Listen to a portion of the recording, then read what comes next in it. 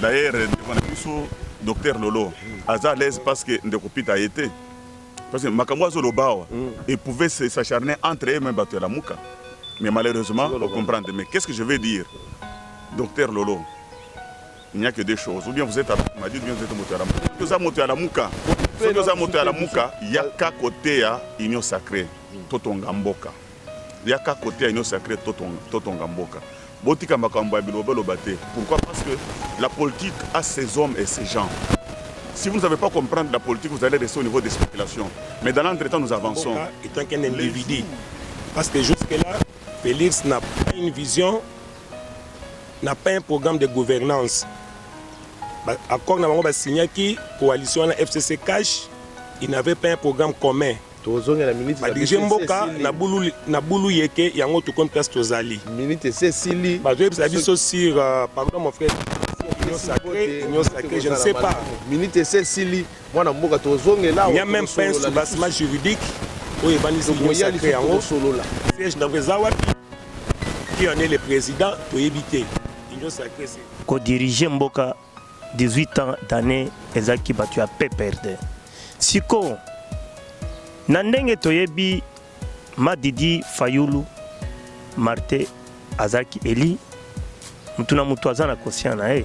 Mais comme si ekweli laki président de la République Félix Seketi ezaki mokano ya Nzambe oko changer yango te. Richard Imagé masolo ya sika pour être mieux informé. Masolo ya sika plus histoire Richard Imagé. Okoyoka politique. Nous défendons notre démocratie. Kabila, on ne veut plus de toi. On ne veut plus de toi, M. Kabila. Okoyoka sport. Okoyoka pe culture. Okoyoka la musique.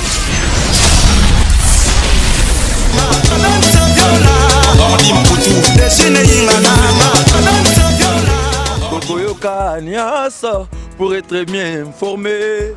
Masolo ya sika. Richard Image. Mukonzi na bangodi. Merci. La jinde vitesse de place to ibe bangoyi patikali. Patika na virage. Bana Diriba, bana Afrique du Sud, bana Poto, bana Congo. Site na bino yangoyo. Richard Image masolo ya sika plus 3. Et sika oborozwa li solo ya pokwa ezali kaka na site internet oyabino masolo ya sika plus 3. Félix à 2011. Non, Fayoul, non. Félix à 2011. Soyez sincère, Papa Laurent. Félix à 2011. Il est allé postuler en Bougimaï. Il n'était même pas populaire à Kinshasa. Mais Fayoul était populaire à Kinshasa depuis 2006 et puis 2011. Il va pouvoir citer. Martin Fayoul, c'est quelqu'un choisi par Dieu pour la Robinisa Congo, dans Liboulou Tozali. Félix n'avait même pas une vision de gouvernance. Il arrive maintenant avec un programme de 100 jours qui n'ont rien d'abouti. Tout le monde est là comme Makambo, tout le monde est là-bas, tout consort. De ce soir, on n'a pas assez d'arguments. Parce qu'il est tenté de m'amener dans des sujets en pêle-mêle. Je parle d'autres sujets, lui m'amène dans d'autres sujets, il a évoqué beaucoup de sujets à la fois. Jusqu'au niveau de nier que le père de la démocratie, ce n'est pas Étienne Ségura Moulumba. Alors,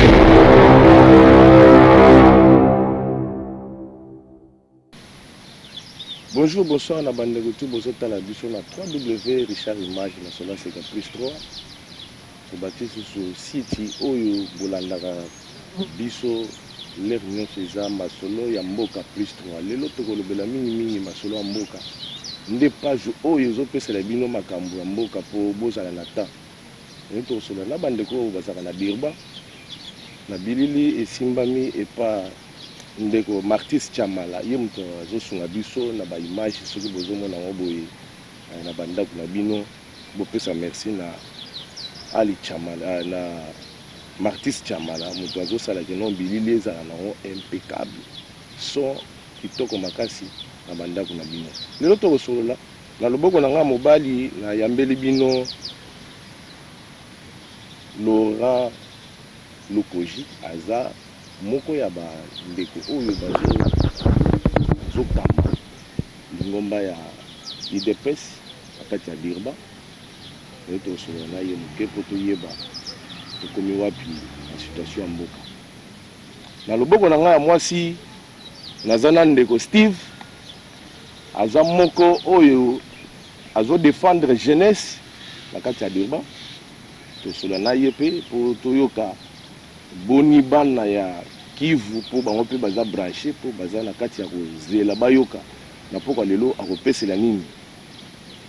Kaka na loboko ya mwasi na yambeli bino Dr Lolo aza moko oyo azosoutenir Lamuka ti lelo azaka na Lamuka akobouge te yango tosolola mwa moke lelo mpo bandeko bayeba nini ezosalema na minute oyo bozala branché tosolola lelo bien.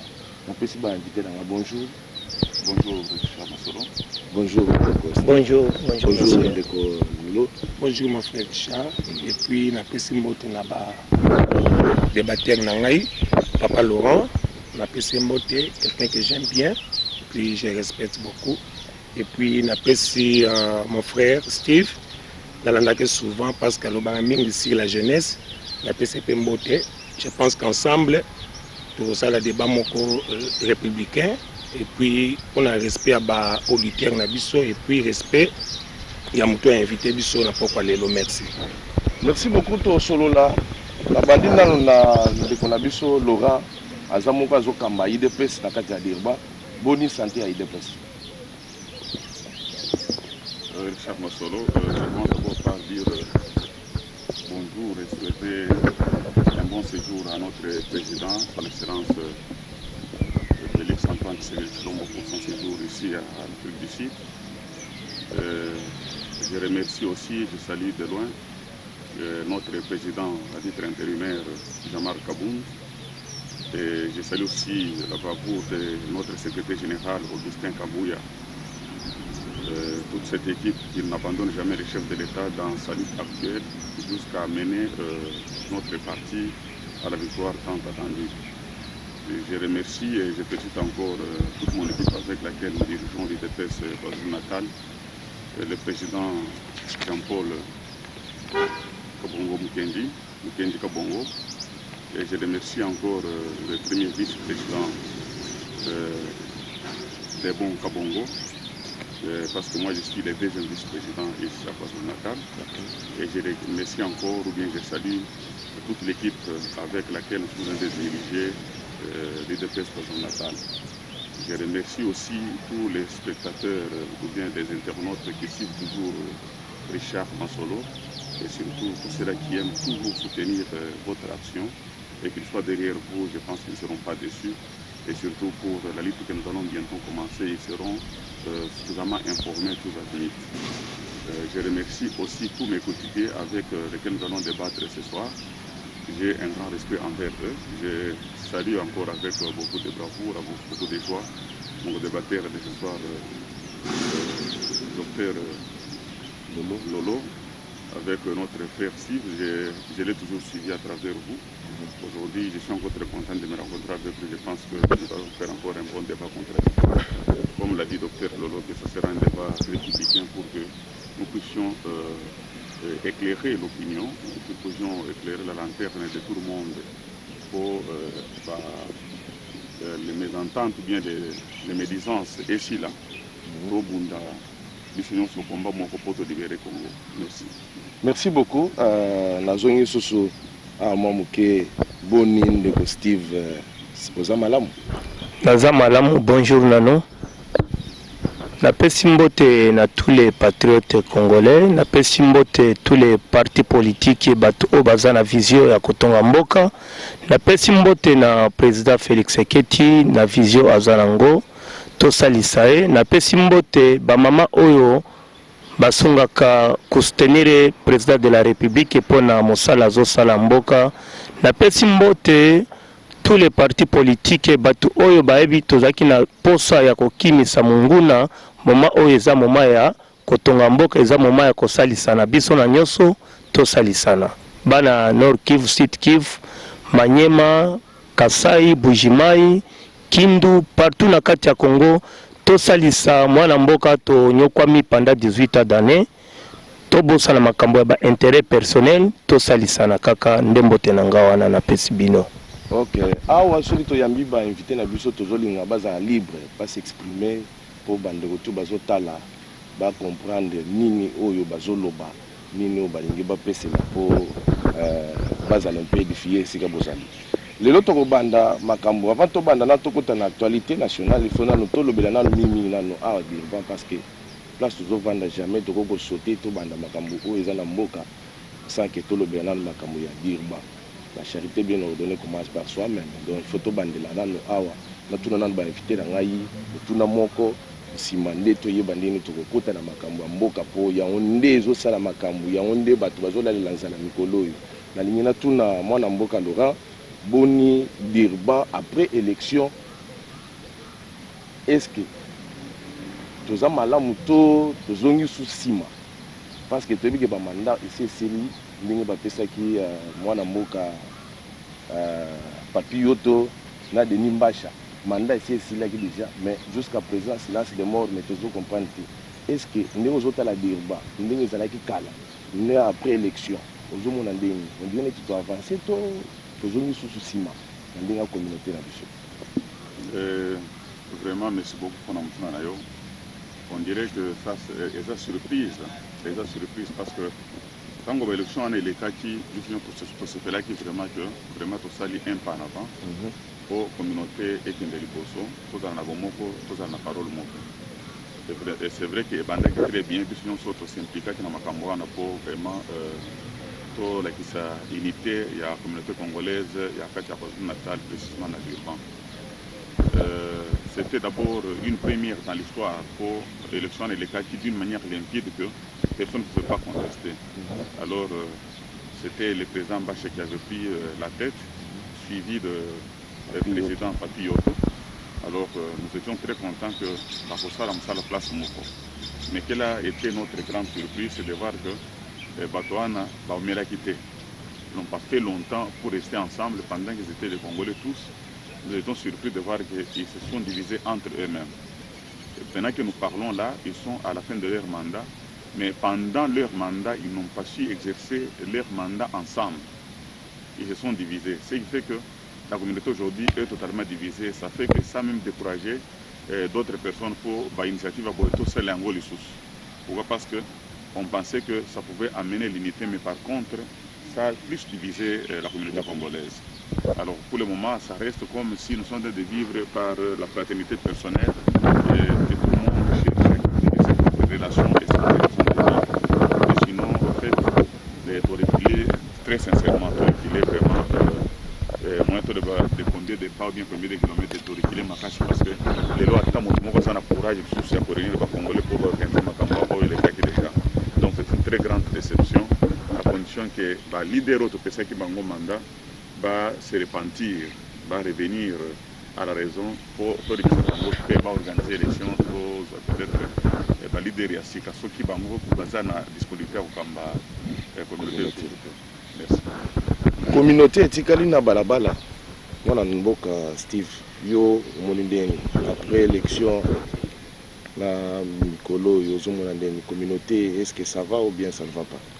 Bon, ndenge nangata que Steve est le visionnaire de la jeunesse. Communauté congolaise, natango kala tozalaki sans président wa communauté congolaise. Tozaki na moi pisi capitaliste jamais afinga kivusien jamais afinga capitaliste. Mais à partir ya bambuma mabe otopona pona sans kosala recherche ya bato ba sengeli bazala ba président communauté. Yango et baby c'est mien to bandela lisusu parce que balobaka soki bosali eloko ya corruption et sukaka mabe. C'est la même chose corruption ya Joseph Kanambe comme mabatuna dialogue pour na ba intérêt personnel. Yango na exemplaire nazo pese la bango. Yango bipona pona. Yango to pona bipona pona après lelo tosuki wapi éparpillé Donc désordre commis tikana na balabala eza passe. Mwana mboka Dr Lolo yo lobi nini mpona communauté na biso awa na Dirba. Merci mon frère Richard, mais avant de répondre à la question, je vais une minute pour que nous saluions le parti politique na biso. Au président de Colorant, au moins 2 minutes, au président de Steve, il y a 2 minutes à représenter les gens en mode. Merci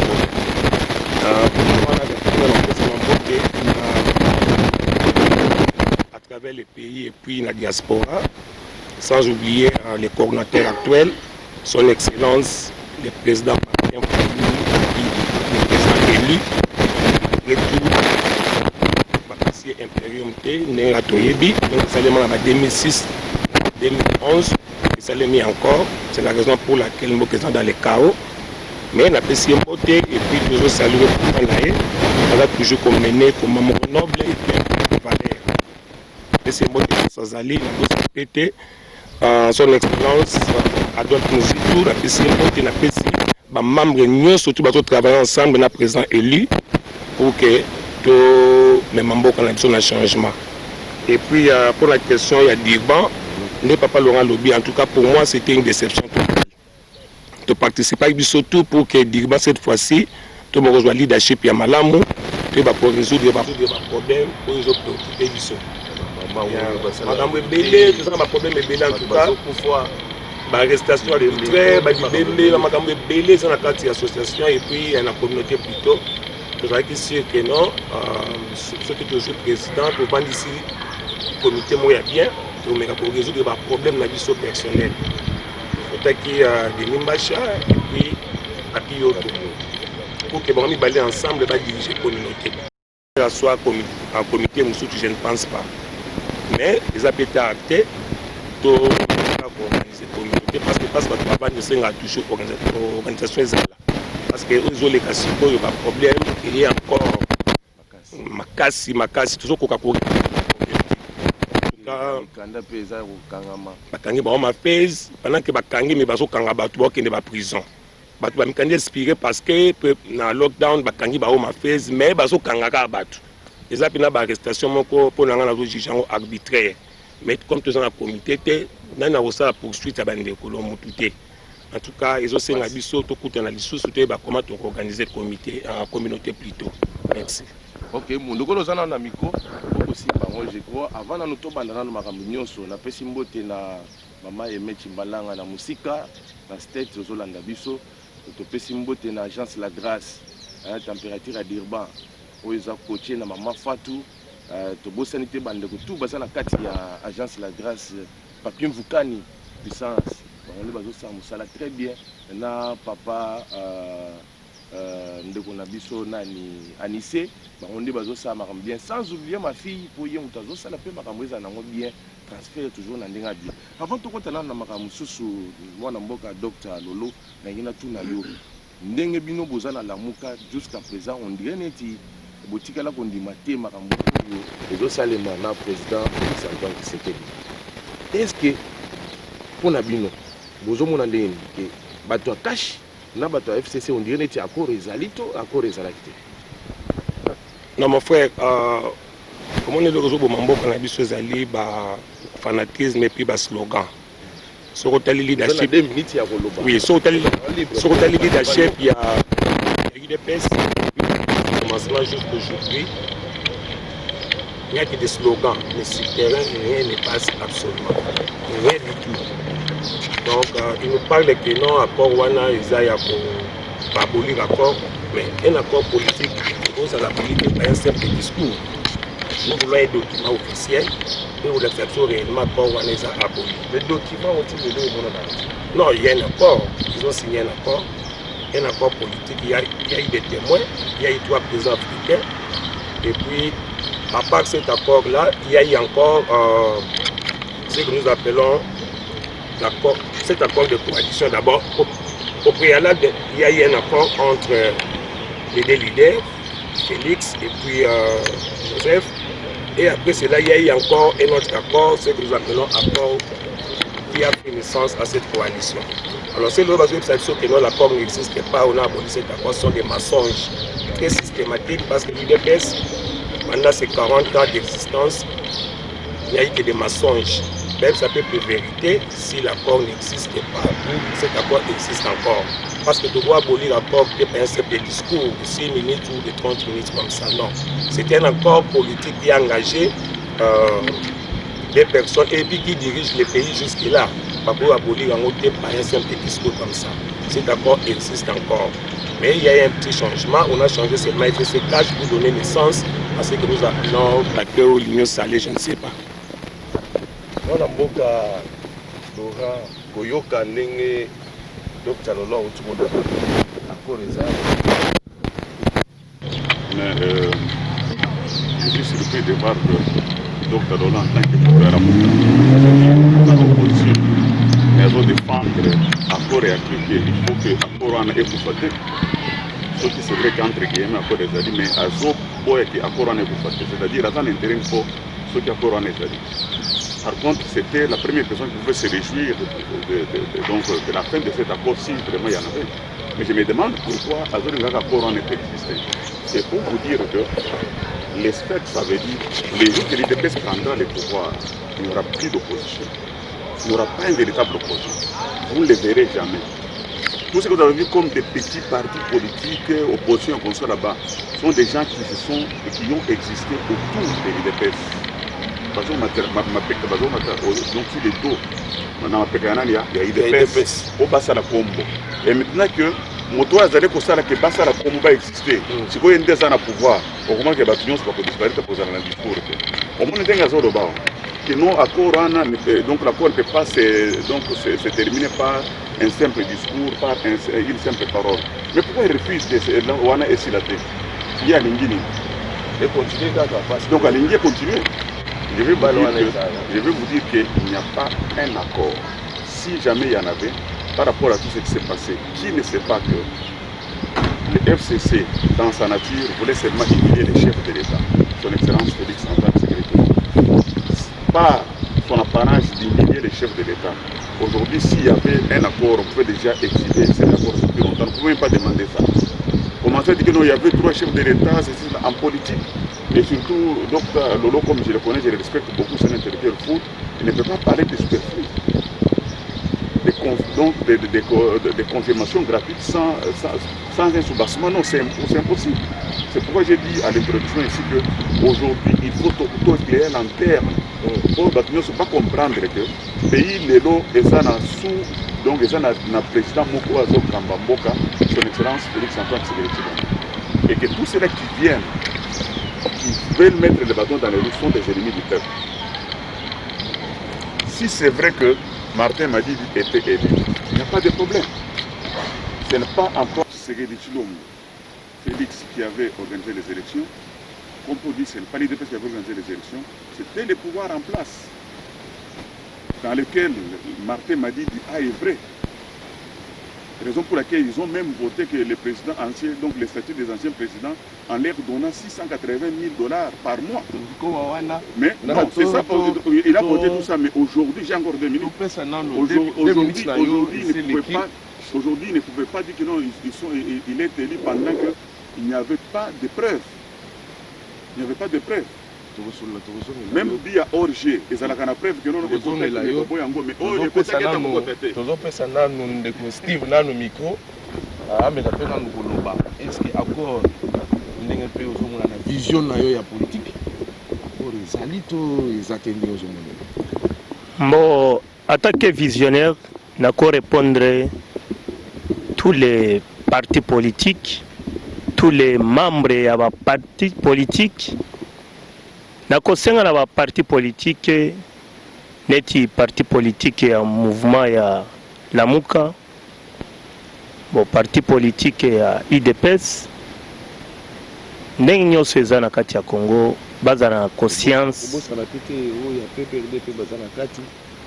FCC baza wana ebele nalobi tout parti politique oyo eza na kati ya Congo na kosenga na bango na conscience na bango bato oyo bazangi ko diriger mboka 18 ans d'année ezaki batu ya PPRD.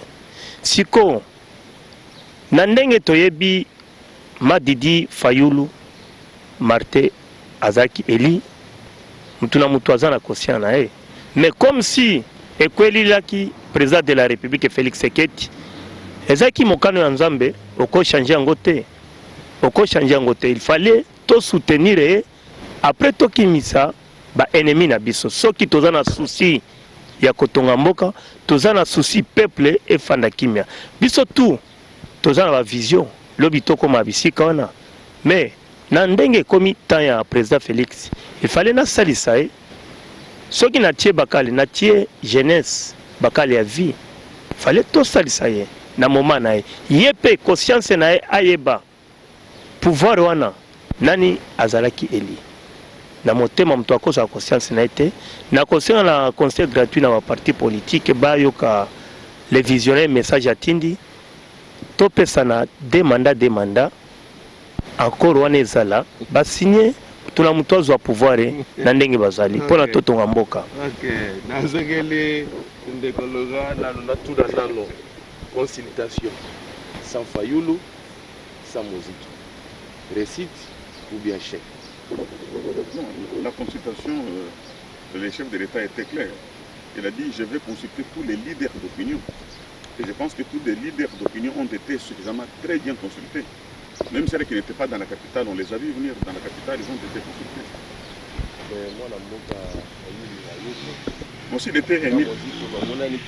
Non, c'est mon même présence, il y a Katoumi, Nande Mbemba, il y a quand même parce que bon,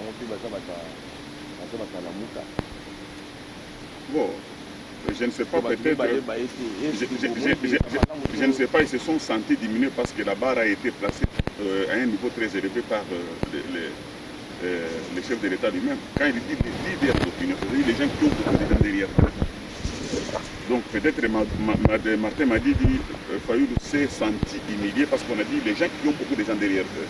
Vous connaissez, on n'a pas de honte à le dire. Martin Fayulu n'a pas assez de gens derrière lui.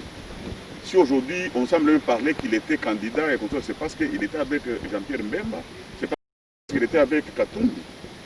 Et maintenant que Mbemba a récupéré Batonaye, Katumbi a récupéré Batonaye, c'est quoi Yazana Banane? Et c'est ça, humilié, il ne peut pas aller là-bas parce qu'il va aller répondre, il va dire quoi? Bon. Docteur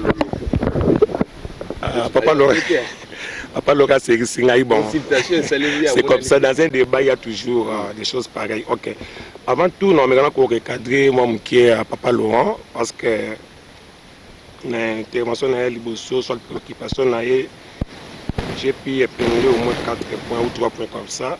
Il a parlé que Tshisekedi Moulumba, paix à son âme, avait dit que les jours où l'idée peut prendre les pouvoirs, il n'y aura plus des opposants.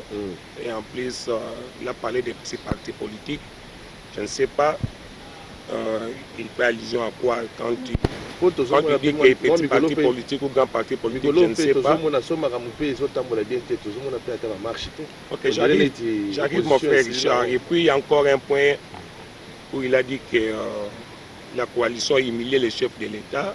Et puis il a encore parlé de 680 000 $ que Martin Fayulu était l'un des députés qui ont voté pour que l'ancien président. L'un des faiseurs de la loi même en question. Merci beaucoup à Papa Laurent.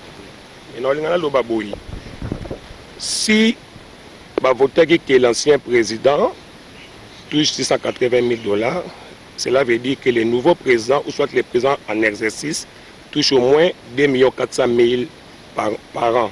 Parce que le salaire de l'ancien président représente que 30% du salaire du président actuel. Je pense que c'est là, ils ont un avantage, il y a président la Bango. Et en plus, Félix avait bien dit. Non, président la Bango, parce que nous avons la point Félix avait bien dit à l'objet à l'Ingi que prédécesseur Naye à vivre paisiblement dans Mboka parce que son tour aussi viendra. Donc lui maintenant actuellement, plus de 2 millions de dollars à toucher chaque année. Et puis après le pouvoir, il va aussi continuer à toucher les 680 000 $ comme son prédécesseur. Donc Félix ne va plus bouger ces montants de 680 000 $ parce qu'ils ont l'avantage naïe. il est actuellement, parce que ce salaire de 680 000 $ n'est que 30%, il y a salaire, il y a Félix. Félix a touché plus de 2 millions chaque année. Donc, à la fin de son mandat, on continue pour 680 comme prédécesseur. C'est la raison pour laquelle, à l'obéli même pas sur le discours, à l'obéli sur modification, il y a loi fixant les salaires des présidents actuels et puis les présidents sortants. Et puis, c'est humiliation, si la coalition humilie les chefs de l'État. Papa Laurent, il faut que la coalition n'était pas humilié Félix. Félix, en allant vers Kabila pour signer des accords, il s'est humilié lui-même. Ce n'est pas la coalition qui humilie Félix, mais c'est lui-même qui s'est humilié. Non, Nagoya. Et puis, merci beaucoup. Je pense que merci beaucoup. Pour la partie politique, parti politique il y a des partis politiques en Moulin Nezate. Pour la parti politique, les partis politiques jusque là. Donc, la corruption de la République de Marawana. J'ai tant d'exemples. Bino Tuba la Bima na IDPS. Sami Badi Bangabima na IDPS. Yemoko Félix, le président du parti, on l'a acheté. Donc, c'est un parti qui regroupe tous les corruptibles de la République. Les grands partis politiques par rapport à l'existence ou par rapport à quoi? Un parti politique qui regroupe les corruptibles de la République et un parti politique qui a mouné été. C'est la honte de dire que l'IDPS est un grand parti politique. Alors pour la question, il y a Martin Fayoulou avec la consultation. D'abord, sur la consultation, il n'y a que des contradictions là-dessus. Félix avait dit dans son discours de 6 minutes qu'il va faire appel aux leaders politiques et sociaux les plus représentatifs. Et après, tu as dit non, il y a une consultation politique et une consultation populaire. Papa Laurent Lobi que Martin Fayoulou n'a pas de député, Martin Fayoulou, ce qui est pouvoir, Jean-Pierre Bemba et puis Moïse Katou, Azana Batouté.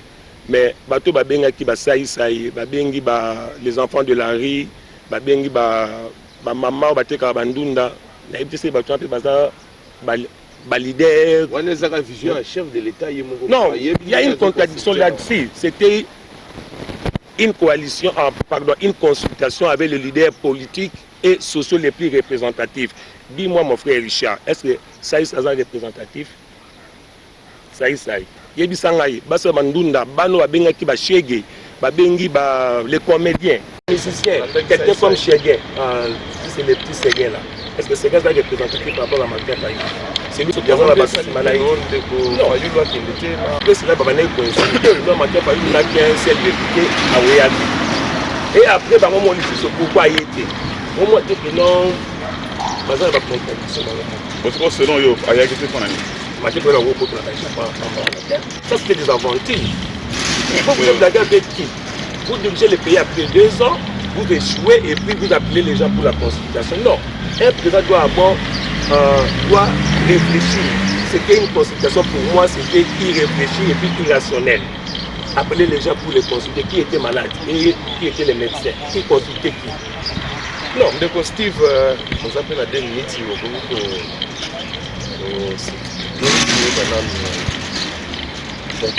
visionnaire politique, la situation sanitaire dans la boca, pour répondre à la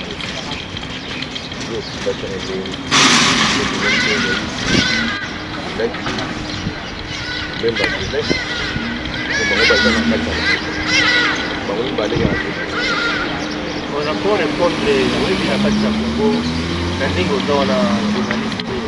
Charles Dimanche, kuna mtu azana visionnaire, kuna mtu azana choix. Il fallait pas forcer. Ye moko aliye pona nia. Je crois la kosenga kaka na conseil gratuit. Derere esalamaka. Validere na biso Madidi Martin Fayoulou. La kosenga est présent toujours na lobaka. Na zonga na simate azaki élu. Et de toujours, la continuer comme mais Charles Lokupamba, il fallait tout soutenir le président de la République parce qu'il y a Jamais n'a changé pendant président de la République. Nasengi pendant président de la République qui a seulement un message, bonne chance. Mwana mboka, tonga mboka, tosalisana. Mais Moutozaki Eli, Martin Fayulu, jamais n'a changé la débat politique. La soutenir le président de la République toujours. Biso nyonso tosungaye, na kosenga na président Fayulu, président Moïse Katumbi, président Bemba, tous les peuples congolais bayoka, tous soutenir le président de la République na moment oyo tokinisa ennemi ya mboka. Soki azana likopa na ye, bango tuni après consultation à chef de l'État, on est zonné les bisonniers à l'oreille de la zone de la Bino. On est bien à l'hôpital. On est informateur. Le mariage à FCC cash à Boué. C'est par rapport la députée, on a besoin de la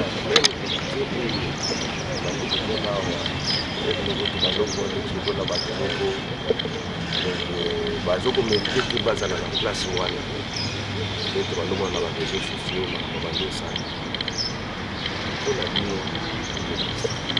ezopesa bango chance otravaille na bango lisusu to ozolima badisudre kaka lokola biro mpe ya na bino esi elali ekufi badisudre ya bisango ozomona ndenge so na bino eza ndenge.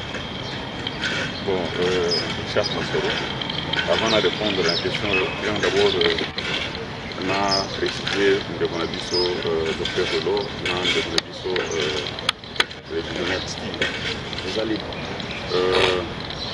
vous dites que ça et ça, par rapport à Martin Madi qui est populaire, mais c'est facile à connaître. C'est facile à connaître. Si Madi lance un audio sur le marché des réseaux sociaux et ça lance un audio sur les réseaux sociaux, quel est ce audio qui sera le plus suivi aujourd'hui? Vous connaissez? Mais ça est plus suivi que Martin m'a dit. Comme preuve, quand il avait Mbemba derrière, quand il avait Katumbi derrière, à tout moment il parlait toujours des marches. Aujourd'hui, qu'on n'a pas fait allusion à lui, pourquoi il n'a pas encore les gens dans la rue? Parce que personne ne viendra pas alors, personne. D'ailleurs, il a encore les 4 nouveaux pneus. Non, il a encore les 4 nouveaux pneus, il peut encore donc venir à l'aise avec la Jeep.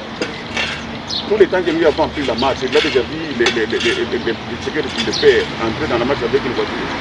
Tout le temps qu'il nous avons déposé dans le politique. Est-ce qu'il avait déjà vu quelqu'un de l'île de Perse avec une voiture dans la marche? Bon, ça il faut... Non, mais ça c'est sa façon de voir les choses. Tout le monde aujourd'hui marche librement. Il marche librement. S'il y a des... Ceux qui ont mouqué, ils vont soigner. Ceux qui connaissent la tape en sec, ils vont passer dans le carburant. Vous voyez. Mon frère Steve, je vous concède parce que nous avons des natures différentes. Et je pense que pour un chercheur scientifique, quand vous dites que vous êtes un leader d'opinion, évitez de faire des précisions ou bien des confirmations gratuites. Cherchez toujours des preuves. Quand vous faites votre démarche, cherchez toujours des preuves. Même si vous aimez quelqu'un, même si vous m'aimez, mais on vous dit que non, M. Laurent a dit ceci, cela, donc à mal contre vous. Mais il ne faut pas directement céder si vous n'avez pas de preuves. M. Madi, j'ai beaucoup de respect envers lui.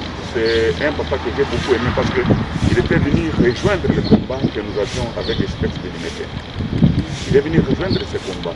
Et c'est parce qu'il était avec nous que tout le monde a su qu'évidemment il y a aussi un autre opposant en gestation. Mais sinon de tout, c'était un jamais opposant. On l'a connu comme un opposant en gestation quand il est venu rejoindre le combat que nous avions avec Étienne Tshisekedi. Mais on connaît, quand Étienne était élu en 2011, On lui a demandé d'aller porter plainte à la Cour suprême à l'époque parce qu'il n'y avait pas encore la Cour constitutionnelle. Il a dit non, je ne peux pas aller porter plainte parce que la même Cour appartient à qui? À Kabila. Mais lui, il est parti porter plainte.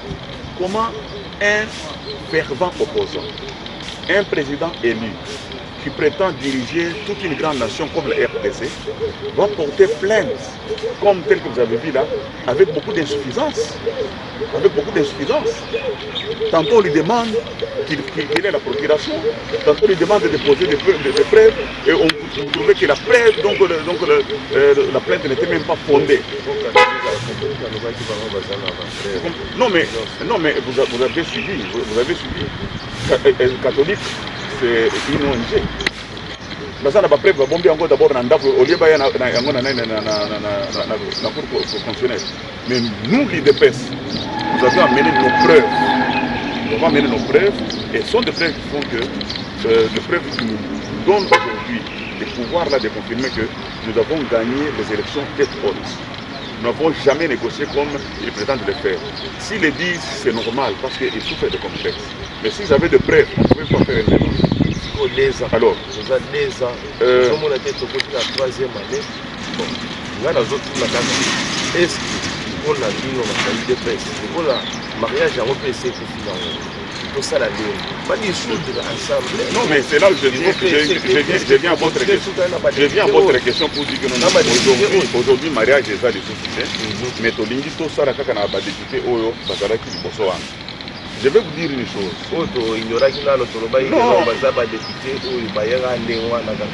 Non, mais regardez. En dehors de toutes les factions des guerres que nous avons connues qui ont déchiré, qui ont divisé les pays en deux, l'IDPS n'a jamais fait de milice. L'IDPS, aujourd'hui, au pouvoir, travaille avec tous les Congolais qui sont sur place. Nous n'avons jamais révoqué un PDG sans un motif valable. Nous n'avons jamais révoqué un général sans un motif valable. Nous n'avons jamais révoqué même pas un magistrat sans un motif valable. C'est-à-dire, nous nous sommes dit, tout le monde est congolais et le Congo ne sera construit que par les Congolais parce que le monde avait dit que les Congolais écrira sa propre histoire. Vous comprenez? Alors, pour écrire notre propre histoire, nous n'avons pas le droit d'exclure qui que ce soit. Le problème ici, c'est lequel? C'est comme l'avait dit toujours les visionnaires de la RDC, le père de la démocratie, son excellence Étienne Tshisekedi. Il avait dit les poissons commencent à courir par la tête. Ici, c'est un problème de leadership. On n'a pas besoin d'échanger de ces gens. Comme nous avons maintenant un problème de leadership, c'est ainsi que le chef de l'État a dit, si vous voulez que nous puissions travailler ensemble, rejoignez-moi, que nous puissions travailler selon ma vision. Dans l'union sacrée. Et cette union sacrée a comme objectif diriger le pays. Vous comprenez? Apporter la vie, donc apporter le bonheur, ou bien résoudre les problèmes de difficultés du peuple. Vous comprenez? Et au cas contraire, je vais faire quoi? Je vais dissoudre. Et les gens ont compris que non, monsieur le président, de tous ces temps, nous sommes très disposés à travailler avec vous. Où est-ce que nous irons? Nous avons le mandat du peuple. Nous venons avec vous pour travailler. Alors il dit, ça va, il n'y a pas de problème, je vais voir l'acte. C'est ainsi qu'aujourd'hui...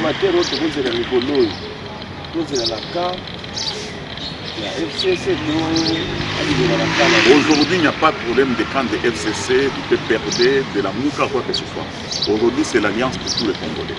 L'union sacrée, c'est pour tous les Congolais. Tout Congolais, et donc, qui a une bonne foi pour servir sa nation, il va travailler avec les leaders actuels. On n'explique personne.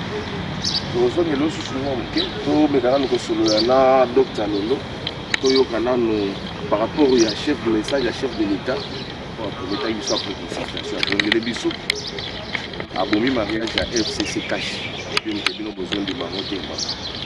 C'est ça l'opinion de Bino, à l'objet et à pronommer informateur pour appeler ça y est, à Salamaka, pour essayer de passer à l'union sacrée.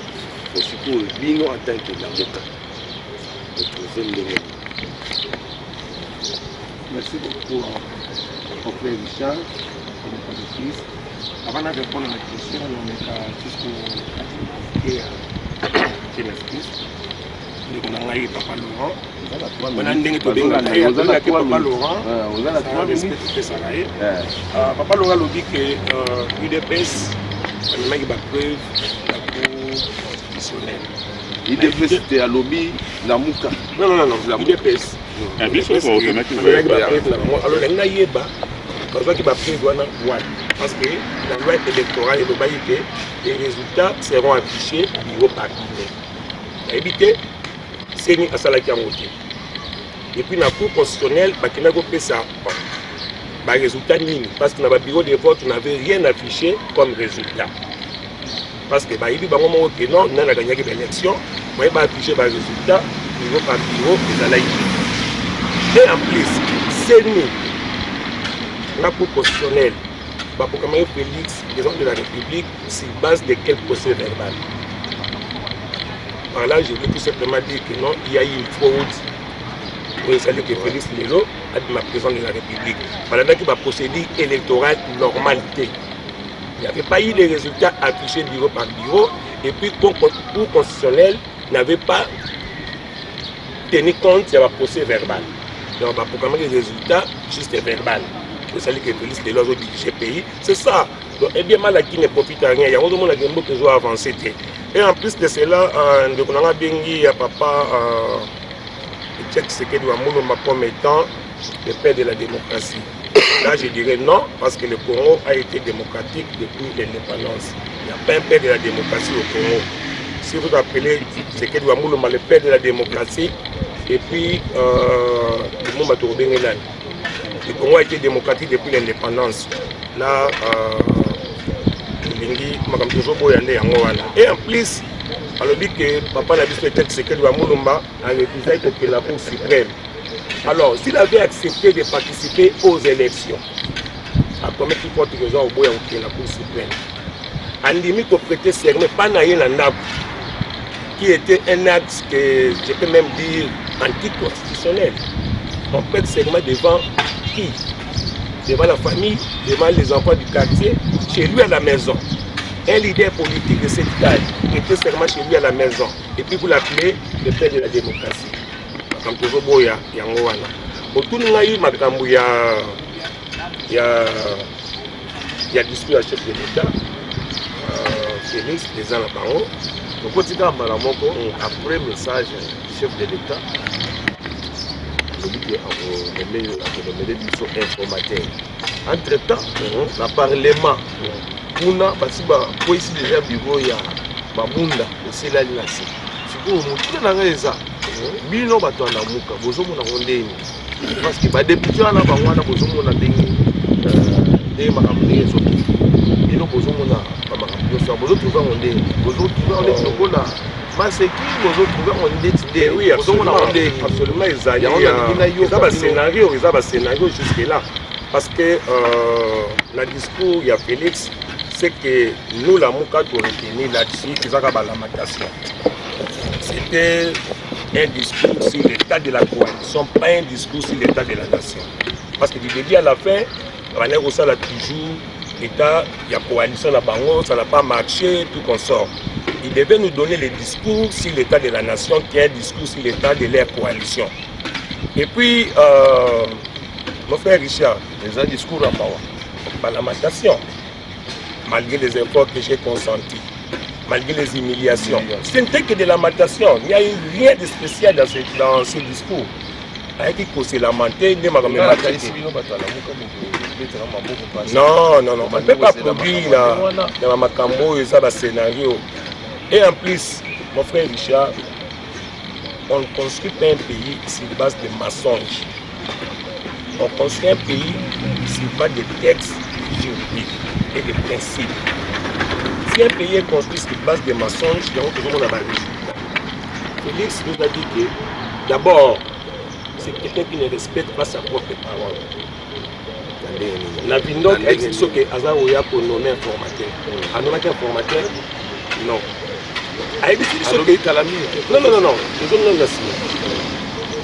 Parce que c'est l'homme des choses à venir. La Namibie, à l'objet qu'Azaroya nommé un formateur, ce n'était pas le cas. A nommé un formateur.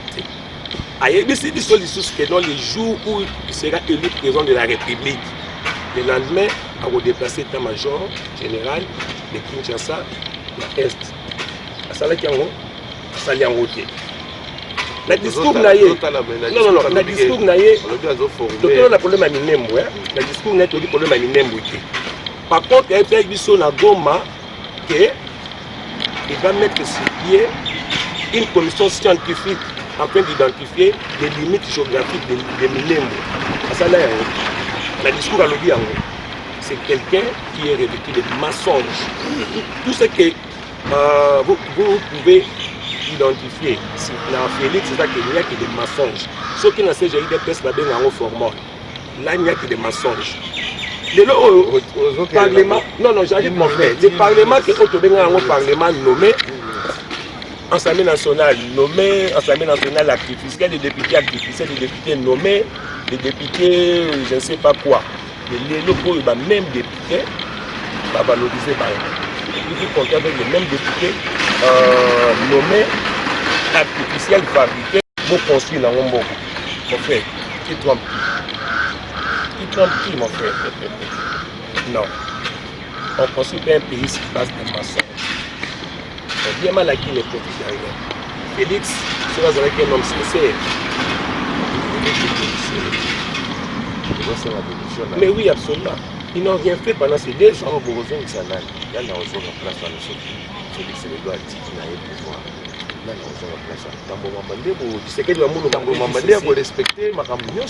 Ah mais oui, avait approuvé la nomination de est-ce qu'il y avait que ceux qui ont donné des moments remplacés?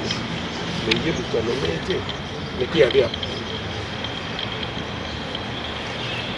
Bandeko, ndenge bozotala biso basi tozosolola na bana mboka bokomprendre eza kaka makambo ya mboka apres toza mosika na susi ya mboka ezalaka na mboka ndeko steve chef de l'état colonel informateur mpona biro ya mabunda ese ekufi na badepute kaka moko ozomona eza malamu to bien chef de l'état dissoudre kaka tokende na baélection mosusu topona mosusu badepute mosusu ya sika oyo bakoki oya na makambo ya bien batalela biso makambo ya mboka po tozomona makambo eza kaka ndene tozobaluka yo omona wana. Bon, monsieur journaliste Richard Image, je vous remercie pour la question obtenue.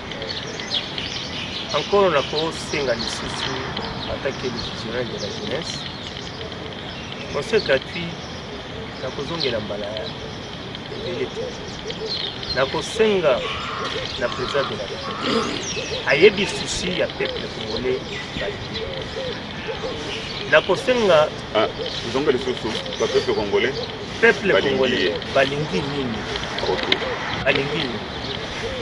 Na kosenga na ba parti politique oyo nyonso toza nango na kati ya Kongo bayebi mpasi nini tozalaki nango moma oyo toza nango eza moma ya koloba tosangana tosalisana ide ndenge nini tokomaîtriser mboka na biso parce que na moma oyo ndenge nazomona Avec quelle vision, mon frère?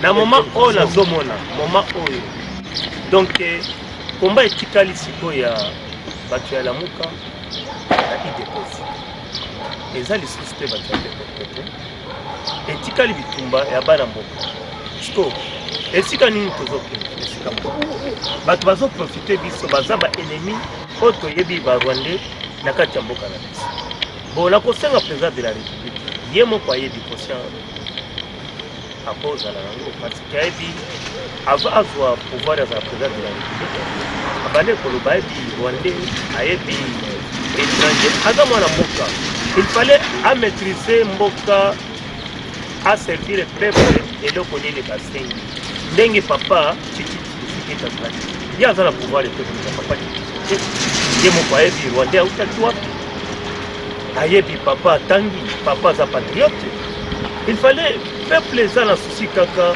soki amaîtrise kopesa valeur ya tous les congolais étranger oyo aye kosala crime na kati ya mboka violence yango matiki susi na ye ezalaki akima mais na conscience nanga na préparation future na biso pour na mboka na biso na moment où président de la République to respecter mwana mboka aza étranger te tosangana batongana na mboka biso toza na nsima nazomona minute na biso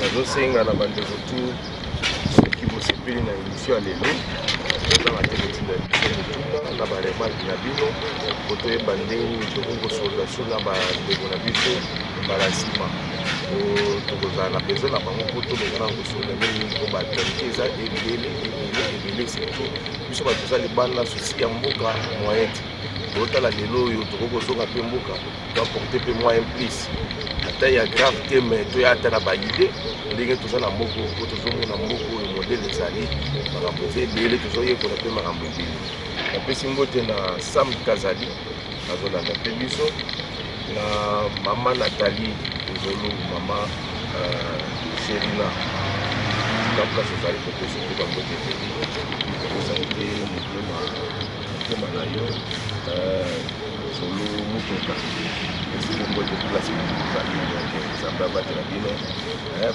Hervé Noël bonne année donc bozala bien tomona na susu na 2021 mpo makambo ya covid-19 oyo epesi biso nyonso pasi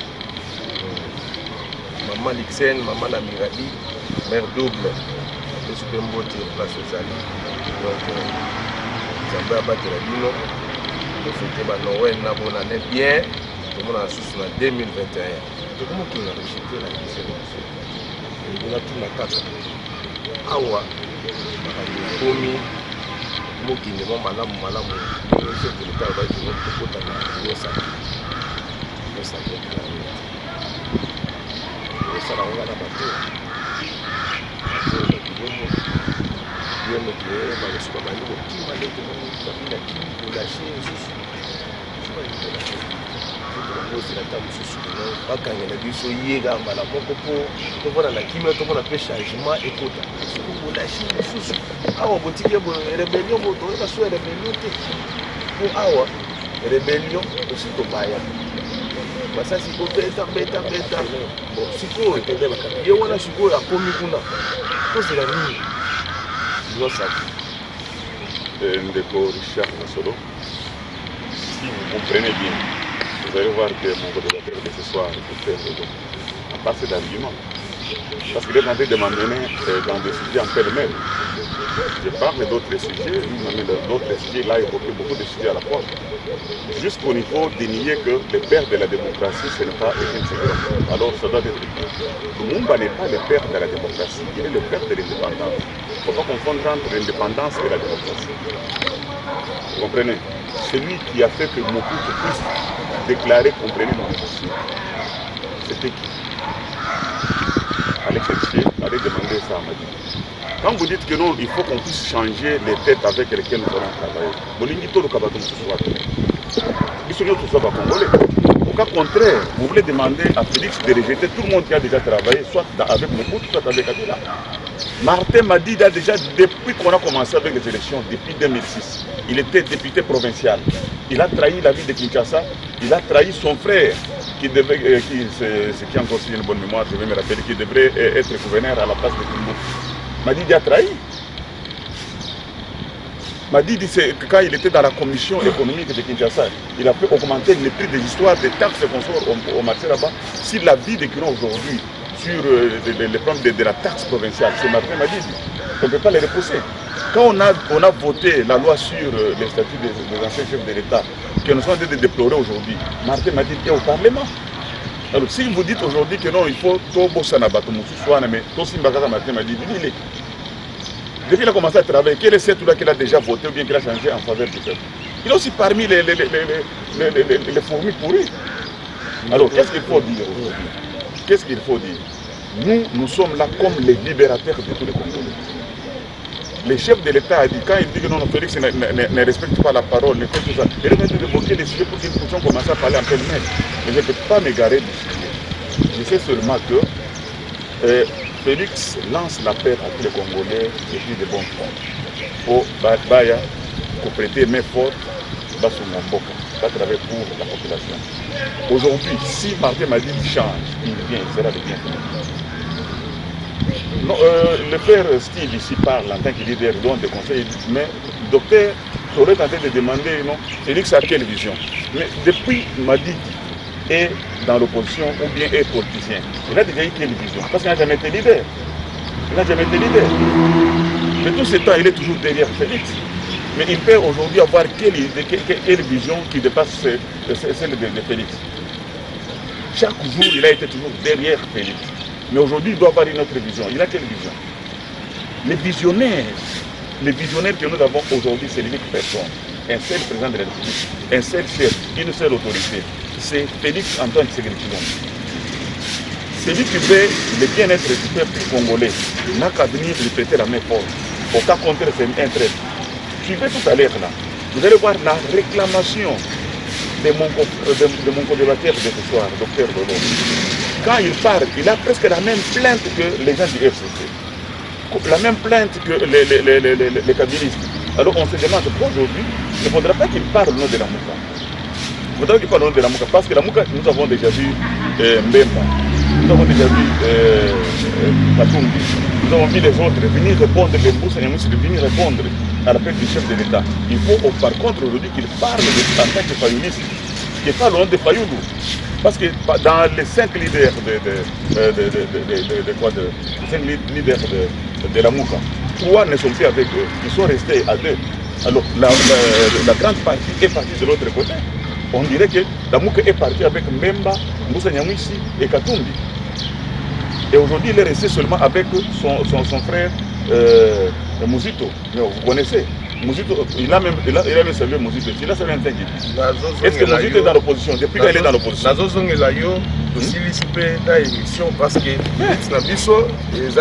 faut que nous soyons très précis et conscients. FCC, on dirait que Nabino dans la Mouka. On dirait que Papa Laurent a pris au moins 7 minutes. Ah non. Il a soulevé des points qu'on a voulu. Non, il y a que Olingi 7 minutes. Moi, je n'ai pas parlé pendant 7 minutes. Papa Laurent, je peux prendre même 10 minutes. Vous avez pris au moins 7 minutes. Prenez même 10 minutes. Mais vous allez un peu bref parce qu'il a soulevé des points qu'il a voulu parce que dans mon nid, il répondre pour recadrer Ngaïté parce que non, parce que Papa Laurent vous a sous-informé sur aujourd'hui que Martin Fayoulou Azali Yenem Gassalaki qui est encore en économie dans la première de la ville. Aujourd'hui, Maya Ada Bomboli. Alors, on a répondu à mon vous a sous-informé si c'est. Alors, MLC Bazaki ensemble na Abako, MLC a 18 députés, Abako a 5 députés. Ensemble, il y a 23 députés. Mathieu Fayoulou Azaki indépendant en 2006. Alors, il était d'abord pour l'information avec les candidats les élus. Il y a eu les Kinshasa, Azaki votait à des niveaux. Comme député national. Non. À 2006, il était. Non, à 2006, il était. Non, en 2006, non, Papa Laurent. Non, Papa Laurent, en 2006, Mathieu Fayoulou Azaki indépendant. Oui, UDPS Azaki dans l'élection 2006. Tu sais que la Moulumba, à l'Obaïke, UDPS a participé à l'élection parce que il y a des critères. Mais quand il faisait sa campagne. Non, il était indépendant, Luciel Martin Fayoulou. Il était mieux élu. Il était élu à des niveaux. Non, Papa Laurent. Azaki élu à des niveaux comme député national et puis comme député provincial. Alors, à côté de l'Assemblée nationale, il a pour siéger dans l'Assemblée provinciale. Voilà, il y a qui Kimbuta, Azala, soit élu candidat. Non. 40 000 $, Kimbuta, non. Kimbuta vient de mettre fin à ces Kimbo, on a 40 000, n'avait rien à voir avec l'élection. C'est qui avant que toute l'élection s'allait. Non, ce n'était pas ça. Mathieu Fayoulou, voilà, il échangé avec l'autre côté. Non. Mathieu Fayoulou, ML, pardon, PPRD, Azaki ensemble, n'a pas loup. Non, oui, je dois justifié parce que dans l'allégation, vous n'avez pas d'informations juste sur ces points. Papa Laurent, vous n'avez pas d'informations sur ces points. Non, j'en ai. Non. MLC avec ensemble à Bako, on va dire 23 députés. Et après, comme PPRD était ensemble avec Palou, 24 députés. MLC Palou ont débauché 2 députés d'Abako pour faire 26. 26, c'est déjà plus 24 et plus 1. Donc Andy Kimbuta était déjà gagnant avant même la voix de Fayoul. Donc par là, vous n'avez pas d'information en Papa Laurent. Mais quand même, Fayoul l'avait voté aussi. Ah, mais pourquoi pas? Voilà, ok, ça va. Non, ça va. Non, c'était son choix. Non, c'était son choix. C'est ça votre côté. C'est ça votre côté. Vous laissez d'abord la question. Donc, vous ne pouvez pas dire aux gens que vous êtes les opposants. Vous ne pouvez pas dire aux gens que vous êtes les opposants. Ce que tu n'as pas vision, d'abord, on n'a pas Laurent, quel était le programme commun entre FCC Cash? Les programmes communs de gouvernance FCC Cash. Vous allez vous rendre compte que FCC Cash n'avait pas un programme commun. Dirigé Mbokana ou Abenga Boulouyeki. FCC Cash n'avait pas un programme commun de gouvernance, n'avait pas un programme commun. Alors maintenant, Maté Fayoulou a toujours mené un combat de valeur. Maté Fayoulou était dans la politique avant Jean-Pierre Bemba. Maté Fayoulou était dans la conférence nationale à Normandie. Pendant ce temps, Jean-Pierre Bemba gérait les affaires de son père. Katoum était en Zambie. Donc ces 2 messieurs n'ont pas la taille de Fayoulou. Demandez, allez dans la tombe de Papa Tshisekedi, demandez qui est Martin Fayoulou. Jean-Pierre Bemba n'a pas la taille de Fayoulou. Moïse Katoum n'a pas la taille de Fayoulou. Là, nous devons faire la part des choses. Fayoulou, c'est un politicien de taille. Des leaders de la Mouka. Alors vous comprenez maintenant que dit que Fayoulou est un corps électoral à Papa Laurent. Non, Fayoulou est un corps électoral. Non. Mais bien sûr, vous aussi vous êtes tshisekidiste. Mais oui. Mais Baza validé à la Mouka, mais Nakomba Fayoulou. Et puis Fayoulou. Non, Papa Laurent, dans la Mouka, nous n'avons qu'un seul leader. Nous n'avons qu'un seul leader qui est Fayoulou. Qu'on a fabriqué par qui et qui? Non, on ne l'a pas fabriqué. Non, on ne l'a pas fabriqué. Non. Fayoulou, il a mérité. Non, c'est Fayoulou avait mérité. Non, Fayoulou avait mérité. Félix à 2011. Non, Félix à 2011. Non. Allez-moi, mais Papa Laurent, à 2011. Non, partout au pays. Non, Papa Laurent. Félix à 2011. Non, Fayoulou, non. Félix à 2011. Soyez sincère, Papa Laurent. Félix à 2011. Il est allé postuler en Bujimaï. Il n'était même pas populaire à Kinshasa. Fayoulou était populaire à Kinshasa depuis 2006 et puis 2011. Donc on l'a voté massivement. Massivement. Ministre aussi là. Non, il est allé. Ok, pour les respects. Tout droit parce que merci, oui.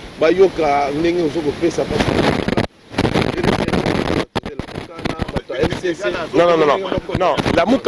La Mouka avec son leader Martin Fayoulou Makidi, donc jamais pour partager même vision politique dans la FCC. Demandez pour cette question, demandez à Papa Laurent, parce que lui est de l'UDPS, c'est l'UDPS qui avait signé un accord politique avec l'FCC. Hier, FCC était une bande criminelle de la République et aujourd'hui, FCC devient le partenaire fiable de l'UDPS. Pour cette question, pose là à Papa Laurent. Parce que on va signer un accord dans la FCC, pas Bisso. Bisso la Mouka avec Martin Fayoulou, tu as la même vision politique dans la FCC. Et puis tu ne ça la jamais. Mabunda, Malali Nassé,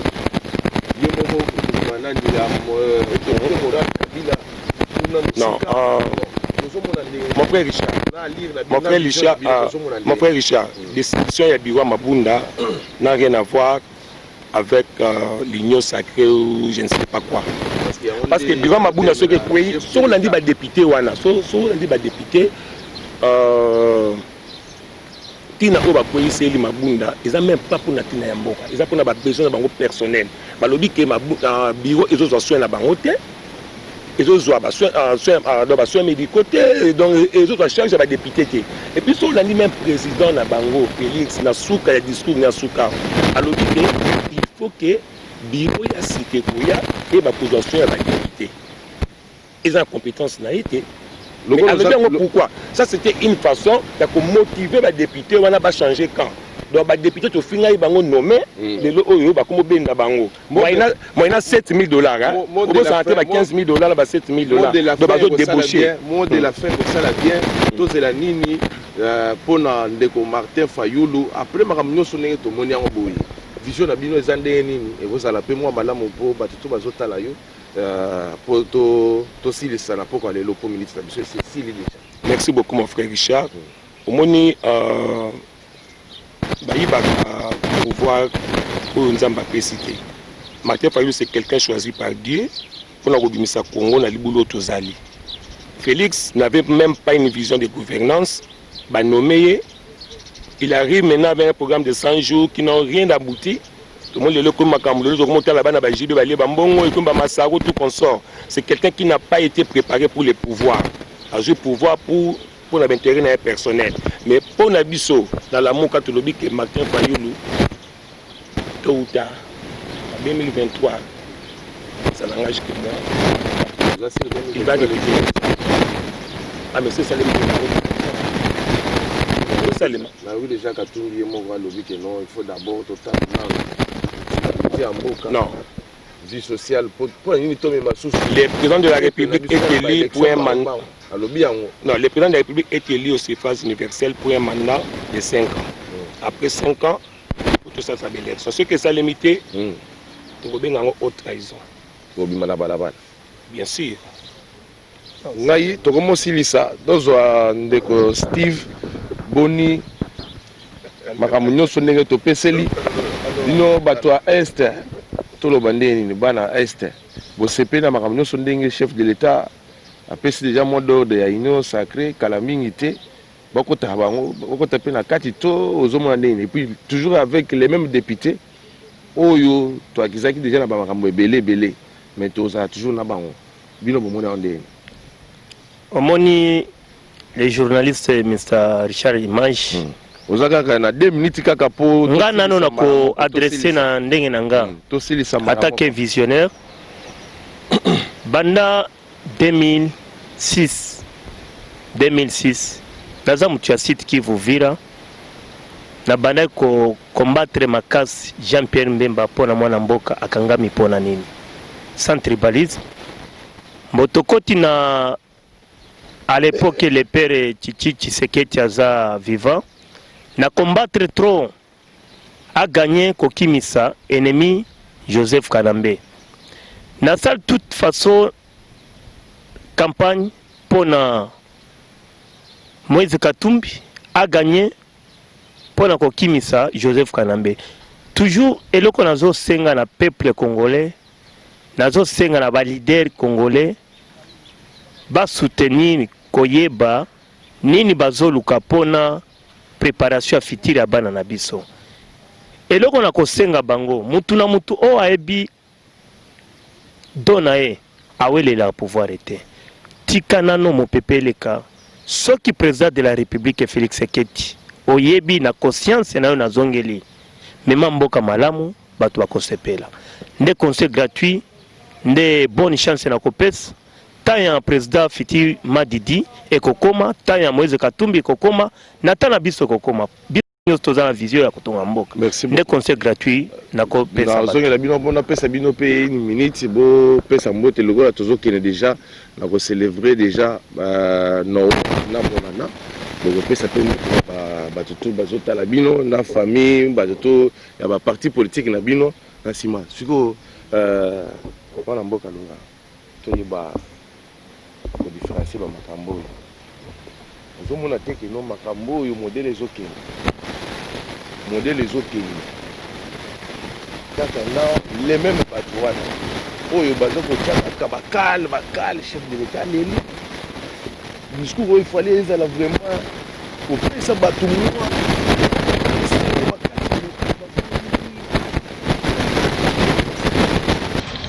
yongaki epeka makasi cool kaka bato oyo kaka nde bazamo ozokende bango susu na yesa okolia susu anene susu ezolata otokona susu baza sikote tokoma 4 ans nde boyebikelo makambo esaki esimbaki te po tozalaki nano oye to ndeni nga apesi ba 1 minute kaka nayebike tokozongela lisusu mpo bato oyo nde bazotala awa tozala toujours na besoin na bino na ndeko pita mpe aye te moto ya Moïse Katumbi ifale mpe azala mpo tosolola mpo ya mituna na ye moye totiango na mesa eza te po azali ndeko Richard Masolo nayebi kolela na yo. Je vais vous dire en bref, on ne s'improvise pas leader. Le leadership, c'est un effet inné. Vous comprendre. Quand on n'est pas leader, on peut te forger, on peut forcer de manière que vous allez leader. Mais quand vous avez un leadership naturel, de vous faire le manquer. Ça, c'est ce que vous pouvez voir dans les chefs de notre frère Martin Madi. On a forgé, on a forgé pas à la leader, mais Azali donc est syndicé. D'ailleurs, on a vu le docteur Lolo, Azali l'aise parce que le conflit a été. Parce que Makamwazo Lobao, ils pouvaient s'acharner entre eux, même battre la mouka. Mais malheureusement, on comprend. Mais qu'est-ce que je veux dire, docteur Lolo? Il n'y a que des choses. Vous êtes avec ma question de vous monter à la mouka. Il y a qu'à côté à l'union sacrée, tout son gamboka. Il y a qu'à côté à l'union sacrée, tout son gamboka. Pourquoi? Parce que la politique a ses hommes et ses gens. Si vous n'avez pas compris la politique, vous allez rester au niveau des spéculations. Mais dans l'entretemps, nous avançons. Les jours où l'IDPS prendra le pouvoir, il n'y aura pas un opposant quelconque, il n'y aura pas d'armes, il n'y aura pas de balles, il n'y aura pas donc mandou que pour relater. Vous allez vivre ça aujourd'hui. Venez de notre côté. De toutes les façons, je salue d'abord tous les téléspectateurs et surtout tous les internautes de Richard Masolo. Nazosenga bango s'abonner massivement parce que biloko tokosoloyo ekozala ke babimisa makambo nyonso oyo baza na yango na mutu ya lokuta wana toza awa lelo bosoutenir Richard Masolo. Pourquoi? Parce que makambo ya lokuta eleki bolandi ndeko na biso lolo ndenge ezala bawa. Donc vous comprenez que il y a en tant que docteur Lolo, en tant que individu aza na souci ya mboka, mais par le fait que Azana information moko ya lokuta, c'est pourquoi je baboy. Mais nga en tant que politicien visé, na comprendre déjà ceci na ye. Aya mbango à rejoindre l'union sacrée pour tout ton gambok.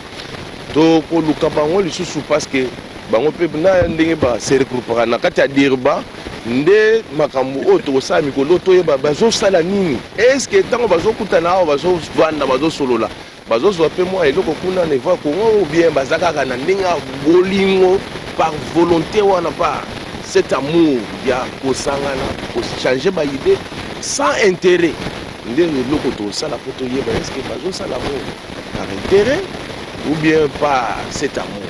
Parce que awa mpe tozoyoka idp so 4 5 6 mai tokosolola na mikolo eza koya parce que ye azali tokotika ye te tokozongela ye bato ya nini ya Moïse Katumbi toyoki mpe awa bakomi soki 4 5 awa wanini kokoma kaka place moko tokozongela parce que makambo yango mpe pita ifali azala awa mpo toyeba soki makambo yango eza ndenge nini me ye moko monani te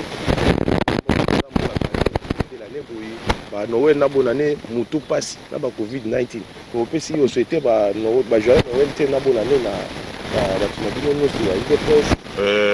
Je souhaite d'abord joyeuse fête de Noël à toute la communauté congolaise. Je pense que cette année n'a pas été comme toutes les autres années. L'année où il y a Covid, non seulement tu perds les bateaux de délai, mais tu perds le paix na joie de vivre ensemble. Joie de vivre ensemble. Pourquoi? Parce que moi, je suis en train de la crise et les crimes moyens. Ce qui fait que dans la crise, on a commis pour se séparer, donc les gens commencent à se regarder comme chat et fruits. Mais sinon, on a fait ce bango, côté, on a fait bango, j'espère de Noël et pour l'année 2021. Je pense qu'avec les signes que nous viendrons, l'année prochaine, on va vivre très bien. to travailler la main dans la main pour soutenir mokonzi ya mboka po totonga mboka année 2021 ebandana makambo ya sika makambo ya sika makambo échanger côté na biso kuna ta soki tofandi awa mais tozala quand même na moi respect bato mpe baza na epai na bango kamera azongisana mbongo na biso parce que bona ne fallait que bato bafete bien mais mbongo ebele eyibani nzambe na ngai mwana mboka dokta biso tokomokela osilisa tokanganisaka na biso mwa mbote esala bien mwa liloba moke nayebi ke oza nano makambo ebele ya koloba lere tokozongela mbala ya nsima awa nde tokoyeba makambo mosusu po awa tokomona makambo nyonso bien te parce que lamuka neti kaka mais vision bato banda kolanda bino na nsima bakomi neti koya bato ya fcc mpo tokomi bamosusu bakomozwanga moke nsima odire neti bamoni neti koya liboso moto na mabulu mpenza donc liwa ndeko nanga Richard te mapasi kotala ndeko nanga Laurent, papa Laurent, que j'aime bien, que je respecte aussi.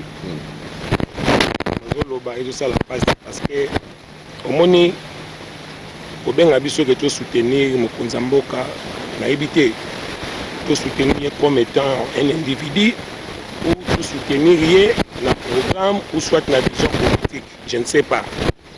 Mais ce que malamu bazo benga biso to soutenir mokonzi mboka étant qu'un individu parce que jusque là Félix n'a pas une vision, n'a pas un programme de gouvernance. Accord n'a pas signé qui coalition la FCC cash, il n'avait pas un programme commun. Dirige mboka na bulu yeke yango to comme place tozali. Minute c'est Sili. Bazo biso sur pardon mon frère. Union sacrée, je ne sais pas. Minute c'est Sili. Moi na mboka tozongela. Il y a même pas un soubassement juridique. Oui, Union sacrée yango solo là. Siège na Zawapi qui en est le président to éviter. Union sacrée c'est jusque les dans le verbal. Bazo benga batba que le côté ba kota wapi. Faut kota ça. Par règlement intérêt il y a union sacrée Zanini jusque là ce n'est que non. Mais il y a même pas un soubassement juridique. Parlons vrai. Non, parlons de ça la bien zone là union sacrée ne to ya remettre c'était moi sacré zone là. Union sacrée parce que jusque là il n'y a pas un soubassement juridique. Oui, ici c'est que vous avez union sacrée ou union salée, je ne sais pas.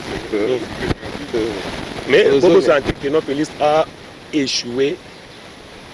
Je ne sais pas comment il a échoué. Lui-même avait dit que non, il a échoué. Mais comment il m'a dit? Mais non, mon frère, il a échoué. 3 ans été calé. Il a échoué. Mais il a échoué. Mon frère, lui-même avait dit. Alors pour Nambote, en tout cas, on fait ça à Banala Moukagnos en général. Et puis, particulièrement, tous les membres de l'ECD, son Excellence Martin Fayoulou Madidi, toute l'équipe qui travaille avec Martin Fayoulou, Maman Chantal, notre frère Steve, tout le monde, parce que basé Belé, et puis la Mouka, en général, nous avons la Bosanité, ECD, Johannesburg. Et puis, ECD, Cape Town, la peste Nombote, mes frères ont temps à commenter vous Belé. Mais la peste d'équipe qui va diriger mon frère Kingala, la peste Nombote, Yom Tozo Simbaba à Johannesburg. Et puis à Dirba, nous sommes là. La Bosanité, mon frère Papinimi, mon frère de tous les temps. La peste Nombote, n'a souhaité ma meilleure vœu. Et puis à ma famille biologique, et puis à mes enfants, tout le monde, n'a peste Nombote, n'a souhaité bango la meilleure vœu. Et puis la Bosanité, Richard Masolo, papa Laurent, meilleur vœu. Et puis mon frère Steve, meilleur vœu, mon frère, le visionnaire de la jeunesse. Bon s'abonner belé pour site d'habitude il y a Dirba à Otozana les belé à Otoluka pour le niveau ni makambo ils ont salé mon niveau Congo na koto pe lisusu mbote na uti kopesa na pesi mbote bana ya site Kivu na wasalimia mo tekule Nord Kivu na salimia watoto ya Atembo, batoto ya Manyema, batoto ya Shaba, batoto ya Kasai. Na pesi bino mbote tout partout bisika bozali na pesi ba minanga militaire to sali na bango na afdele bo soutenir ko bundela mboka na bino ko soutenir mutu moko te na parti soutenir mabele na yo nano po na préparation ya bana na biso Na pesi bino mbote partout bisika bozali ba leader bozo bundela mboka. Na pesi mbote ba mama ya orphelin, ba mama ya ba militaire orphelin. Tozana bino Nzambe asunga bino 2021 tozana bino.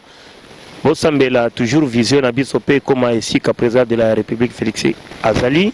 Tosali sae pe toyokana na président Fiti Martin Fayoul. Toyokana pona kokimisa munguna tozana souci ya mboka kaka ezala na kimia bayokana malamu nde conseil gratuit na kosengela bango Nzambe asunga bango malamu.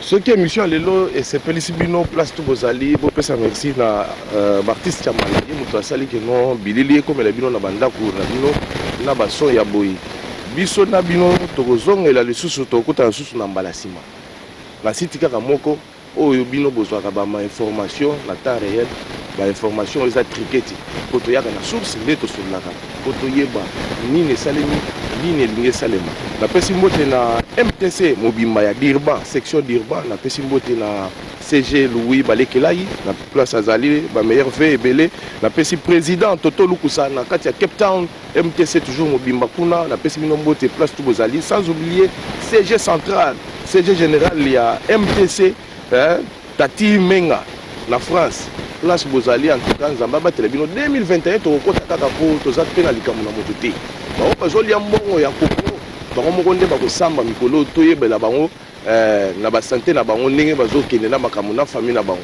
biso tokokota kaka po awa pe tofandi abo totongi pete tofingi pete c'est-à-dire Nzamba azaka mpanzi na biso po toza bana Nzamba tokokota na 2021 kozala année moko ya kimia po ata bakomi na est kuna ata bakimi kuna na Lubumbashi ndenge babandokanisa keno ta musu masasi ekobeta toto toza suna ta ya masasi te po masasi ebomeli biso bandeko ebele tokondima lisusu te yo sangisa susu bato opesa bango susu babuti po baya susu kobomela biso bandeko na biso ekosalema susu te parce que mboka ese ekomi na maboko ya Nzambe losambo na biso ezaka keno kongo eza nango po bien eza mboka na biso tout basepelaka na mboka na bango tala ndenge basud africain basepelaka na kati ya Afrique du Sud baza kutu na société ya kokende na ata place mosusu po nyonso ezali soki mwana koli asisi klasi akoki kokende mpe kodefa mutuka bapesi ye ake mpe kodefa biloko ya ndako bakotisi azofuta moke moke me na Kongo nalo yango toza na besoin nde Kongo mpe ekomonaa